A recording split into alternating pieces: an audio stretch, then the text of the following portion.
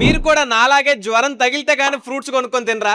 అంటే అది ఎలా తింటాం భయ్యా? ఫ్రూట్స్ కొనాలంటేనే దోల తీరిపోద్ది, అంత కాస్ట్లీ ఉంటాయి కాబట్టి. ఇంకా కొత్తగా మార్కెట్ లోకి వచ్చిన ఇది డ్రాగన్ ఫ్రూట్, కివీ ఫ్రూట్ అయితే ఇక మనం ట్రై కూడా చేయలేం, అంత కాస్ట్లీ ఉంటాయి అవన్నీ. సో అందుకే నేను మీకు ఇప్పుడు ఇలాంటి కాస్ట్లీ ఫ్రూట్స్ కి కొన్ని ఆల్టర్నేటివ్ ఫ్రూట్స్ చెప్తా. ఆ ఫ్రూట్స్ అయితే మనకి చవకగా దొరుకుతాయి. మీకు కాస్ట్లీ ఫ్రూట్స్ లో దొరికే విటమిన్స్, ప్రోటీన్స్ ఇవన్నీ కూడా నేను ఇప్పుడు చెప్పబోయే ఆల్టర్నేటివ్ ఫ్రూట్స్ లో దొరుకుతాయి. ఇప్పుడు ఆ ఫ్రూట్స్ అన్ని ఒక్కొక్కటిగా చెప్తా, కేర్ఫుల్ గా వినండి. చెప్పు.